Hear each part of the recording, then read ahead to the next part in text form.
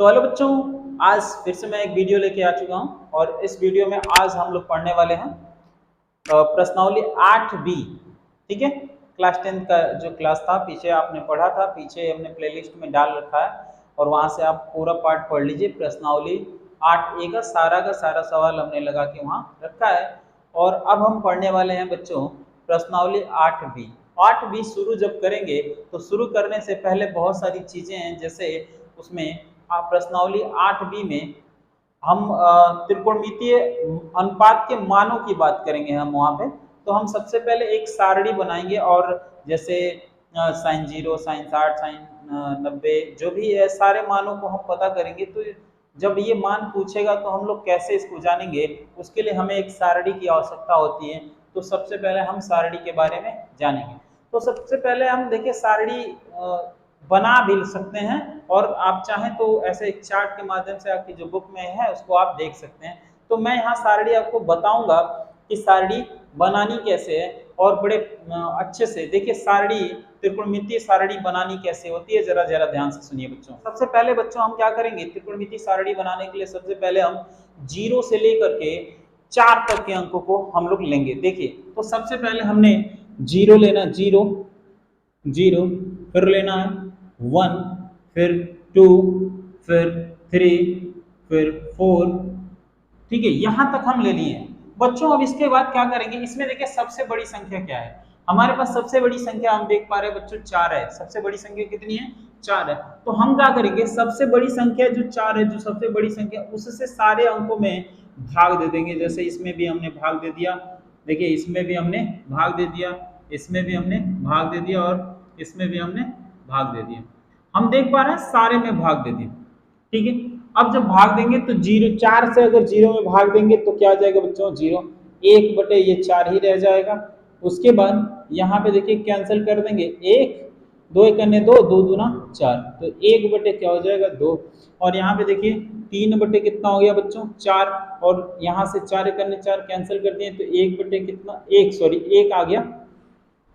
अब हम क्या करेंगे, इन सभी का वर्गमूल निकालेंगे। सभी का वर्गमूल निकालने के लिए हम इसको रूट में भेज देंगे। रूट में देखिए वर्गमूल निकालने के लिए सबको हम रूट में निकाल देंगे, भेज देंगे।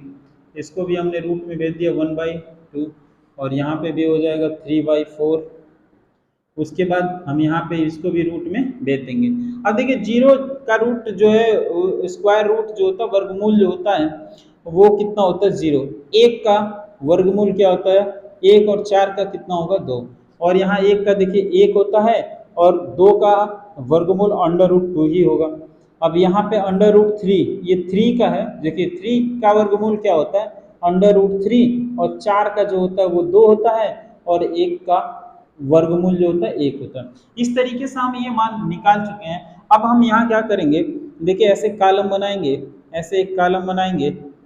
ठीक है, अब यहाँ पे देखिए कॉलम ऐसे बना देंगे, कॉलम बना देंगे। यहाँ लिख देंगे 0 अंश, यहाँ पे 30 अंश, यहाँ पे 45 अंश, यहाँ पे बच्चों हो जाएगा 60 अंश, यहाँ पे 90 अंश। देखिए यहाँ पे कोण हो गया, ये कोण हो गया, ये अनुपात यहाँ लिख देते हैं, अनुपात। ठीक है, अनुपात में हम देखते हैं बच्चों, यहाँ पे हम पाते हैं साइन थीटा, उसके बाद कॉस थीटा, कॉस थीटा के बाद आता है टेन थीटा, टेन थीटा के बाद आता है कॉट थीटा, कॉट थीटा के बाद आता है सेक थीटा, सेक थीटा के बाद आता है कॉसेक थीटा। चलिए अब हम मान को रखना स्टार्ट करेंगे। जरा ध्यान से देख पा रहे हैं, देखिए यहाँ 0 अंश की जो वैल्यू हम लोग यहाँ से साइन 0 अंश की 0, उसके बाद इसको हम लोग रखेंगे 1/2 में, उसके बाद हम लोग रखेंगे 1/√2, उसके बाद यहाँ रखेंगे √3/2, उसके बाद 1। अब देखिए जब कास का निकालना होता है तो कास का इसी को उल्टा करते चलते हैं, 1, उसके बाद √3/2, यहाँ पे 1/√2 और यहाँ पे 1/2 और 10 0, ये सॉरी इसको 0 लिख देंगे। ठीक है, यहाँ पे 0। अब इसके बाद देखिए बच्चों यहाँ पे आ जाएंगे, जब tan की बात करेंगे तो 0 में देखिए tan थीटा, आप क्या करेंगे इसको निकालने के लिए इस वाली संख्या में, इस वाली संख्या से, तो 0 में 1 से भाग देंगे तो कितना आ जाएगा, 0। इसमें अगर हम इससे भाग दें, 2 से 2 काट देंगे तो 1/करीब कितना आएगा, 3। अब देखिए इसको और इससे, इसमें इससे भाग दें, पूरा कट जाएगा, कितना आएगा, 1। यहाँ देखिए 2 से 2 कट जाएगा तो बचेगा क्या, कड़ी में 3/1, तो 1 का कोई मतलब नहीं। अब 1 में अगर 0 से भाग दिए तो कितना आ गया बच्चों, इनफाइनाइट। ठीक है, अब देखिए कॉट का कैसे निकालेंगे, इसी को यहाँ से लिखना चालू कर देंगे, इनफाइनाइट, फिर क्या हो जाएगा √3, फिर 1, फिर 1/√3 और फिर ये हो जाएगा 0। अब उसके बाद हम बच्चों क्या करेंगे, देखिए सेक थीटा की अगर बात करेंगे तो सेक थीटा जो होता है कास का हमेशा उल्टा होता है, तो इसका उल्टा करेंगे, तो 1 उल्टा 1, इसका उल्टा क्या करेंगे 2/कड़ी में 3, इसका हो जाएगा कड़ी में 3, सॉरी कड़ी में 2, और इसका हो जाएगा कितना 2, और इसका 0 का उल्टा करेंगे तो ये हो जाएगा इनफाइनाइट। उसके बाद कॉसेक थीटा, देखिए कॉसेक थीटा यहीं से उल्टा करते चले जाते हैं, और इसको 2 लिख देंगे, फिर √2 लिख देंगे, फिर 2/√3 लिख देंगे, और ये क्या हो जाएगा 1। इस तरह से ही देखिए हमारा सारणी जो है त्रिकोणमितीय अनुपात हमें प्राप्त हो चुका है। तो चलो बच्चों, ये क्वेश्चन नंबर हम प्रश्नावली 8B का ये पहला है, हम लोग सारणी बनाना सीख चुके हैं। अब देखिए ये पहला सवाल है, कैसे लगेगा, चलिए देखिए। सबसे पहले तो देखिए हमारे पास दिया है, क्या दिया है 2tan, कितना दिया 2tan 30 डिग्री, और दिया है 1 प्लस कितना tan² 30 डिग्री, ये आपके पास दिया है। अब कह रहे हैं इसके बराबर क्या होना चाहिए, मैं आपको जानकारी के लिए जरा ये बताना चाहता हूँ। देखिए अगर कहीं अगर आप थोड़ा सा ध्यान देंगे यहाँ, तो 2tan थीटा बटे क्या 1 प्लस tan² थीटा, ये जो है ना बच्चों, इस फार्मूला होता है sin 2 थीटा का। देखिए अगर आप यहाँ गौर से देख पा रहे होंगे, गौर से जरा देख पा रहे होंगे, तो यहाँ देखिए थीटा दिख रहा है, और यहाँ पे 30, यहाँ पे 30 सेम है, सारा सेम है, लेकिन यहाँ थीटा है और यहाँ 30। अगर हम क्या करें, यहाँ देखिए थीटा है, सेम सूत्र है ये 2tan थीटा बटे 1 प्लस tan² थीटा बराबर sin 2 थीटा। तो यहाँ जो थीटा है ये sin 2 थीटा के बगल, थीटा जो है 2 के बगल में चल जा रहा है, तो इसका मतलब ये जो होगा, इसका मतलब ये होगा साइन, और लिखेंगे 2, और थीटा की जगह यहाँ 30 है, तो हम यहाँ लिख देंगे ऐसे इंटू 30, तो ये हो जाएगा साइन 60 डिग्री। देखिए ये हो जाएगा साइन 60 डिग्री। अब ऑप्शन में हमारा आप देख पा रहे हैं साइन, ऑप्शन में कौन सा है, ऑप्शन में हमारा पहला सही है, यहाँ लिखेंगे। तो अतः क्या ऑप्शन नंबर 1 क्या हो जाएगा साइन 60 डिग्री। ये आपका पहला सवाल लग गया। तो चलो बच्चों, ये क्वेश्चन नंबर आपके सामने जो है, क्वेश्चन नंबर देखिए 2 है, यहाँ पे दे रहा है 2tan 30/1 माइनस tan² 30, ये बराबर किसके हैं। तो सबसे पहले मैं आपको जानकारी के लिए यहाँ पे एक चीज़ बता दूँ कि एक फार्मूला होता है, जरा ध्यान से सुनिएगा, फार्मूला होता है क्या 2tan theta by 1 minus tan² theta, इसके बराबर फार्मूला देखिए होता है क्या, इसके बराबर फार्मूला होता है tan 2 थीटा। अब जरा गौर से सुनिएगा, यहाँ पे देखिए सेम चीजें हैं, सारी चीजें देखिए, यहाँ पे 2 है, यहाँ पे 2 है, tan है, लेकिन थीटा की जगह देखिए यहाँ थीटा है, तो यहाँ कितना है 30, तो यानी थीटा की जगह हम कितना रख दें, अगर हम 30 रख दें तो क्या होने वाला है, जरा ध्यान से सुनिए। 2tan यहाँ पे 30 कर रहे हैं हम लोग, और यहाँ 1 माइनस कितना tan² 30 है, तो इसका मतलब यहाँ पे देखिए tan 2 और थीटा के जगह कितना हो जाएगा 30 है, तो tan यहाँ पे देखिए tan 30 गुना कितना हो गया 60 है, यानी tan 60 अंश आ रहा है, तो इसका मतलब ऑप्शन सी हमारा क्या है, ऑप्शन सी सही है। यहाँ लिखेंगे अतः ऑप्शन सी tan 60 डिग्री, ये आपका सही है। तो बच्चों ये क्वेश्चन नंबर आपके पास देखिए, क्वेश्चन नंबर 3 है इस एक्सरसाइज का। तो सबसे पहले हम देखेंगे बच्चों सलूशन, ठीक है। सलूशन में जरा आप गौर से देखिए, यहाँ पे ये जो दिख रहा है ना, जरा एक सूत्र पे पहले ध्यान से सुनिए, ये 1 माइनस, अगर हम tan² यहाँ पे थीटा कर दें, जरा ध्यान से सुनिए, और यहाँ पे भी 1 और प्लस tan² थीटा कर दें, तो ये जो वैल्यू होने वाली है cos 2 थीटा की, ये वैल्यू होने वाली है बच्चों cos 2 थीटा की। अब जरा ध्यान से सुनिए, अगर हम क्या करते हैं, जरा ध्यान से सुनिए, यहाँ पे देख पा रहे हैं सारी चीजें सेम है, थीटा की जगह बस कितना है 45 अंश, तो हम यहाँ अगर थीटा की जगह 45 अंश कर देते हैं, तो देखिए क्या होना 1 माइनस कितना टेन स्क्वायर, थीटा की जगह हमने 45 अंश कर दिया। यहाँ देखिए 1 प्लस टेन स्क्वायर, ये 45 अंश। अब एक चीज़ देखिए, यहाँ पे कॉस थीटा की जगह हमें कितना करना है, 45 अंश। तो हमने क्या कर दिया, देखिए कॉस 45 दूना 90, और कॉस 90 अंश की जो वैल्यू होती है बच्चों, वो वैल्यू कितनी होती है, 0। यानी इसका मतलब हमारा ऑप्शन कौन सा सही है, ऑप्शन नंबर डी। यहाँ लिखेंगे अतः अतः डी बराबर क्या, सॉरी डी जो है वो कितना हो जाएगा, 0। ये आंसर है। तो बच्चों ये क्वेश्चन नंबर आपके सामने 4 है। देखिए कह रहा है साइन 2a बराबर 2 साइन a तब सत्य होगा जबकि a बराबर है, किसके बराबर है। देखिए ये कब सत्य होगा, मतलब a का मान क्या इसमें से होगा तो ये सत्य होगा। तो चलिए हम देखिए इस चारों ऑप्शन में से कोनो एक ऑप्शन सही है, तो हम सबसे पहले सोल्यूशन यहाँ लिखते हैं। देखिए हमारे पास दिया है कितना, साइन 2a बराबर कितना, 2 साइन a। देखिए दोनों साइन है, तो हमें कोई भी इसमें से एक मान रख के इसमें देखते हैं। पहले हम 0 रखते हैं, देखते हैं अगर संतुष्ट कर दिया तो ठीक, 2 और 0 अंश बराबर हो जाएगा 2 साइन a की जगह 0। अब देखिए यहाँ पे अगर हम मल्टीप्लाई करा दे 2 साइन 0 अंश का, तो ये हो जाएगा अपना, क्या हो जाएगा, 0 अंश बराबर यहाँ पे साइन 0 अंश का मान बच्चों देखिए होता है क्या, ये होता है 0। अब यहाँ भी साइन 0 अंश का मान 0, और ये 2 और 0 का गुणा करा देंगे कितना हो गया, 0। यानी इस कंडीशन में, यानी 0 अंश के मान पे ये आपस में क्या हो रहा है, बराबर हो रहा है। अतः अतः हम यहाँ लिखेंगे अतः ऑप्शन क्या है, ए जो है 0, ये आंसर। तो हेलो बच्चों ये क्वेश्चन नंबर 2 है। देखिए इस क्वेश्चन नंबर 2 में क्या कह रहा है, यदि tan a प्लस बी बराबर √3 और tan a माइनस बी बराबर 1/√2 कॉमा क्या 0 अंश, कह रहा है a प्लस 0 अंश लेस देन 0 अंश less than a plus B and less than equal 90 degree. मतलब ए बी की जो वैल्यू है, ए बी का जो मान है वो 0 से बड़ा है, और 0 से बड़ा है और 90 अंश के से छोटा या उसके बराबर हो सकता है, ऐसा कह रहा है। और यहाँ देखिए कह रहा है ए का जो मान है वो बी से बड़ा है, ए का मान जो है वो बी से बड़ा है, तो बी तो यहाँ पे ए रहेगा, तो ए तथा बी का मान ज्ञात कीजिए। तो सबसे पहले हमारे पास दिया है, देखिए दिया हमारे पास tan a प्लस दिया है क्या, b, tan a plus B √ देखिए 3।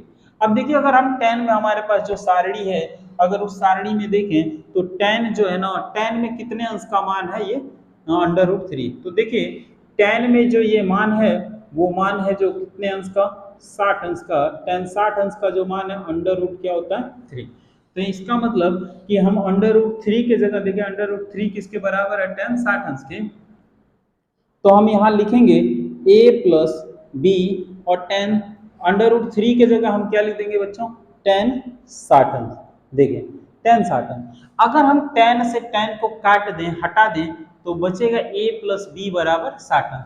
तो हम यहाँ लिखेंगे a प्लस बी बराबर कितना बच्चों, 60 अंश, और ये इक्वेशन नंबर हमने क्या बना दिया, 1। अब हम देख पा रहे हैं हमारे पास और दिया है कि tan a माइनस बी बराबर 1/√3। चलिए तो हम यहाँ लिखेंगे, क्या लिखेंगे, देखिए tan a माइनस बी बराबर 1/√3। अब एक चीज देखिए, ये tan में कितने अंश का मान है, ये बच्चों tan में, चूंकि tan में ये 30 डिग्री की वैल्यू है 1/√3, ये tan में 30 अंश का मान है 1/3। तो हम देखिए tan 1/3 की जगह हम लिख सकते हैं tan 30 अंश। तो हम यहाँ लिखेंगे बच्चों, क्या लिखेंगे, a माइनस बी, और यहाँ पे tan लिखेंगे tan 30 अंश। अगर tan से tan को हम कैंसिल कर दें तो बचेगा a माइनस बी बराबर 30 अंश। ठीक है बच्चों, तो अब हम इसको इक्वेशन नंबर क्या कर देंगे, 2। अब देखिए हमारे पास समीकरण 1 मिल गया और क्या मिल गया, 2। अब हमें क्या करना है, समीकरण 1 और 2 को जोड़ देंगे। हम लिखेंगे समीकरण 1 और 2 को जोड़ने पर चलिए देखिए अगर हम यहाँ जोड़ते हैं, जरा ध्यान से सुनिए, अगर हम देखिए ए इसको जोड़ते हैं, देखिए इसको जोड़ दें, ये समीकरण एक है तो इधर का इधर से जुड़ेगा, तो देखिए यहाँ प्लस और यहाँ क्या है माइनस है, जोड़ेंगे तो ये दोनों कट जाएगा और ये जुड़ जाएगा, तो ये हो जाएगा बच्चों 2a। कितना हो जाएगा 2a। और ये देखिए प्लस और ये माइनस कट जाएगा 2a, और इसको भी जोड़ देंगे तो 60 और 30 जोड़ देंगे तो कितना हो जाएगा बच्चे, ये हो जाएगा 90। अब देखिए यहाँ इसके बीच गुणे का चिन्ह है, तो अगर बराबर के इस साइड लेके जाएंगे बच्चों तो बटे हो जाएगा कितना 2 से इसको हमने काट दिया तो ये हो जाएगा 45, यानी a की वैल्यू हमें मिल गई कितने अंश 45। ठीक है, अब a का जो मान है उठा के वो समीकरण नंबर, देखिए a का जो मान है ना, तो इसको उठा के हम समीकरण नंबर किस में रखेंगे, एक में। यहाँ लिखेंगे a का मान समीकरण एक में रखते हैं। चलिए, तो यहाँ पे आप देख पा रहे हैं कि a की जगह क्या रखना है हमें 45, और प्लस b की जगह b ही रहेगा और 60 अंश। ठीक है, 60 अंश दिया, देखिए प्लस उधर जाएगा तो क्या हो जाएगा माइनस, यानी 60 माइनस 45 अंश, और घटा देंगे तो b बराबर आ गया आपका 15 अंश। ठीक है, यहाँ लिख देंगे अतः a बराबर कितना, a बराबर 45 अंश और b बराबर कितना 15 अंश। इस तरीके से ये सवाल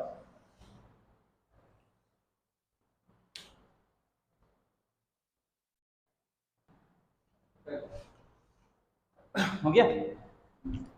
तो हेलो बच्चों, देखिए क्वेश्चन नंबर आपके पास दिया है, क्वेश्चन नंबर 3, बताइए कि निम्नलिखित में से कौन कौन सत्य है या असत्य है, कारण सहित अपने उत्तर की पुष्टि कीजिए।